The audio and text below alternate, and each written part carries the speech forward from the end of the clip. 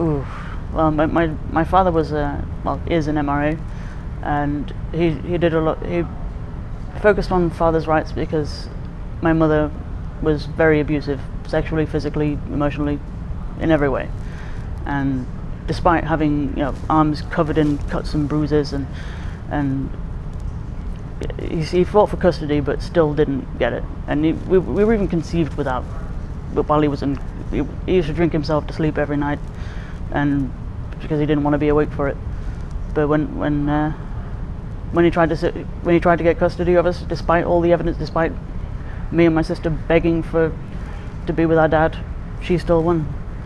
And she used to tell us that he hated us and never wanted to see us, but we could see him out the window in our bedroom, because she used to bustle, make us go upstairs whenever he was there, deny he was ever there, and she would say he never wanted to see us, that he hated us, and yet we could see him right there trying to visit us, and she'd deny it.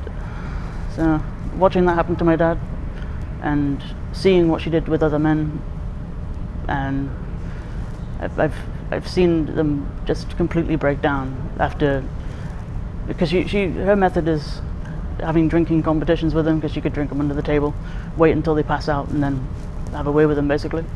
And she would tell people openly about it, and no one batted an eyelid. They probably thought it was kinky or something. Some of them even wanted to try it themselves. Just, if they liked somebody and they didn't like them back, they thought nothing of it. And just watching that basically. And then I started my blog, and some people recommended Karen Strawn, so she was actually the first person, as with just about everybody, it's a gateway into it. And it's the first time in my entire life that I've had somebody just put into words exactly what I was thinking, and my blog sort of exploded. So yeah, it goes both ways. .tumblr.com, and I started it about 4 years ago, I think 2012, I think it was. And at first it was just rebuttals to feminists and posting videos I saw, and eventually I started doing like collaborations with people, and sourcing just about everything, and any claim I sourced it, and as many sources as I could get, very, very thorough, and it became one of the most popular blogs of its kind, as in just about everybody knew the name, and along with Permutation of Ninjas, which is one of my favorites.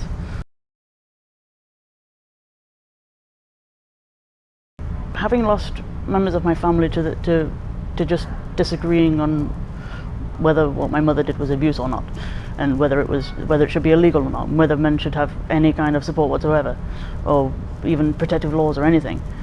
And I've had 5 members of my family just cut me off completely. They previously agreed with me, but then one of them attempted suicide, ended up at one of those feminist-run places, and all of a sudden, immediately, complete turnaround, cut me off for disagreeing with her. And it's so isolating. So, even the people who agree with me, they don't want to hear it. They don't want to talk about it. They know it's there. They agree, but I have nobody to talk to about it. Just even being in the presence of people who understand is enough to. It's all I wanted. No, we're very close. We didn't used to be because of how I was conceived, and with my sister, despite us it started with my sister was conceived while he was asleep, and then she tricked him into, well, not tricked him, but his family were very traditionalist and insisted that he marry her, and that's what she wanted. She had a kid just to get a house, and then put him up for adoption, and along with my sister, while he was at work. He came back to find his kid gone, and he managed to get her back, but not him. And because he was forced into marrying her, and I was the only one born within wedlock, and I don't know why, but that kind of made it worse for him, because he was, he couldn't even look at me because I looked like her. I suppose that probably made it worse. He couldn't look at me at all for years. If I was there, he'd just ignore me, and then eventually managed to talk it out and learned his perspective on it, because even though I saw it, it's not the same as hearing it from them, is it? So, and but ever since then we've been rather close.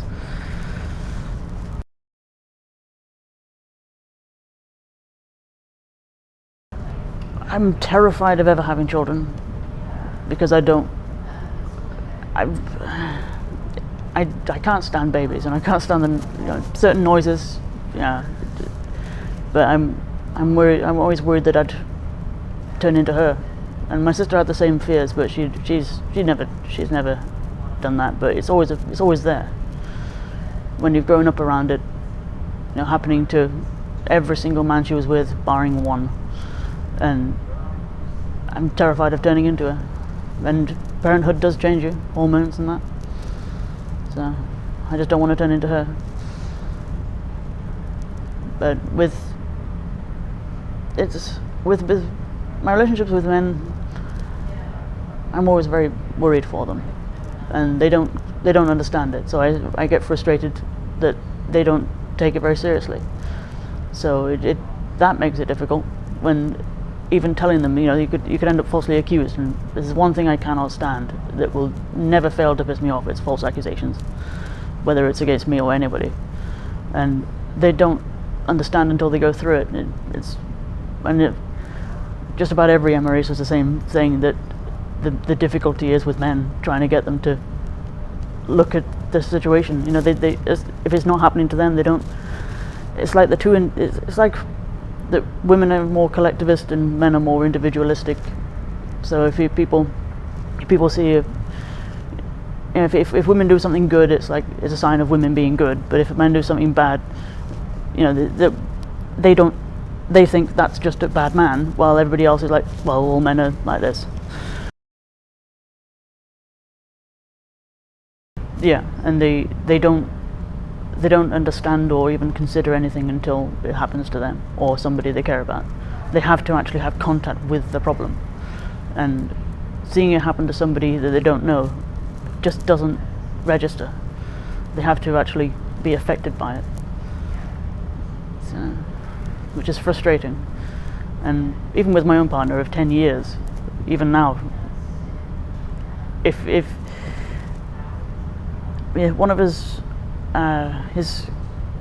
friend's cousin was murdered by a woman with an axe, and while he was tied up, and she claimed self-defense and got away completely, no time whatsoever, got away with it scot-free. So when it comes to that, he understands that. But when it comes to things like rape and things like that, he would just say, well, I think men are worse, and that he just doesn't understand it because he's never been in proximity to it. So his personal experiences, they're the things he cares about. But it's frustrating trying to talk about it. So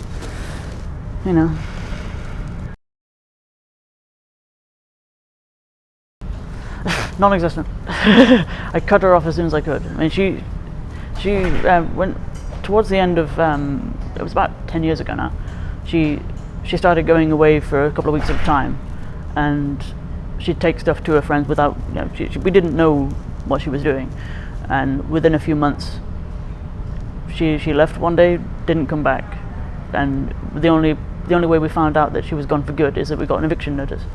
She didn't change the tenancy over, which would have taken minutes. She just didn't care. And the housing phoned her up and told her, your children are homeless. Do you want them to stay with you? No. Just didn't care. I was no longer eligible to receive child benefits, so she just cut me out. Just left us homeless.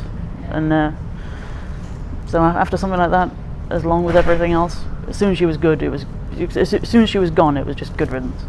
And every time she would inflict herself on us, like just come to visit and always steal something, like our record collection or something like that. When we were out, she'd just sort of pack it into a car and then we'd notice it was missing. You know, that she only ever kept us to use us for all our lives, even. So, as soon as I had an opportunity to, I just cut her out for good. I don't want anything to do with her. And people keep saying, "Well, it's your mother, and you owe her you owe her your life." And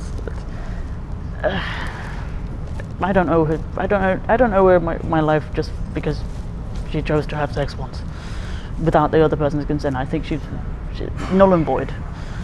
She hasn't earned a relationship with me. Exactly.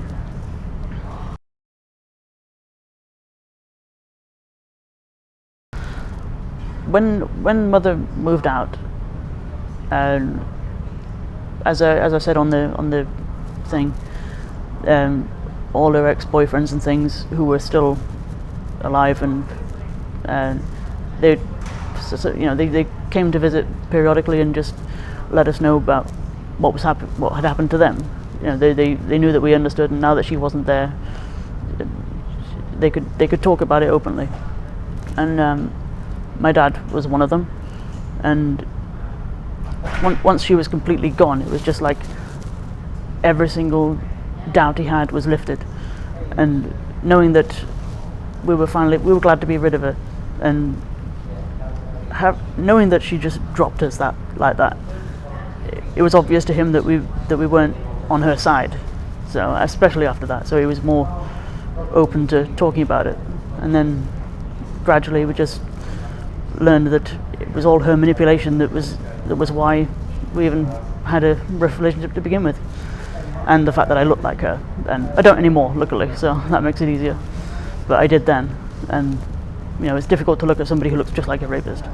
So, but as soon as I grew out of that made it a lot easier as well. So she was gone physically and mentally from his life, so he could talk to us openly again.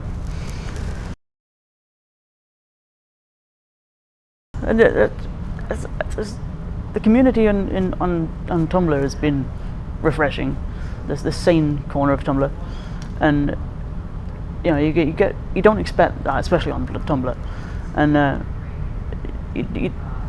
it always surprises me how close they are. I suppose it's just like you're part of a family immediately, and I got that vibe today. Just like I never feel comfortable talking to strangers, but it's like I've known them my whole life, even though I just saw the name Mike Buchanan on their label, and was just like, these are my people.